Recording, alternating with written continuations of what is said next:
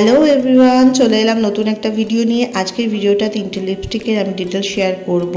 তিনটে লিপস্টিকই খুব popular shade, এগুলো মেবলিনের লিপস্টিক সুপারস্টে 7120 দেখতেই পাচ্ছ, এবং একটা রেড কালারের শেড নাম্বার আমি এখানে দিয়ে দিয়েছি। তো তিনটি আমি অ্যাপ্লাই করছি। এই 20 নাম্বার শেডটা রেড কালার, একটু অরেঞ্জিশ টাইপের রেড, মানে টমেটো রেড, ভীষণই ভালো। এটা আমার স্কিন টোন অনুযায়ী কীরকম লাগবে সেটা আমি লাস্টের দিকে ভিডিওতে দেখিয়েছি, উইদাউট মেকআপ এবং কোনো রকম লাইট ছাড়া।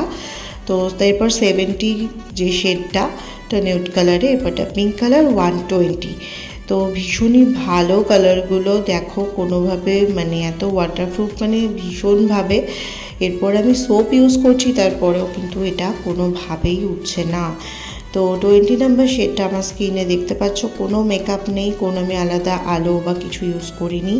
ভীষণই ভালো লিপস্টিকটা, স্কিনটাকে বেশ সুন্দর ব্রাইট করে দেয়, যে কোনো স্কিন টোনের জন্য একদম পারফেক্ট। এরপর যেটা আছে সেটা পিঙ্কিশ কালার একটা দেখতে পাচ্ছ, এই পিঙ্কটাও ভীষণ ভালো, যে কোনো স্কিন টোনের জন্য একদমই পারফেক্ট।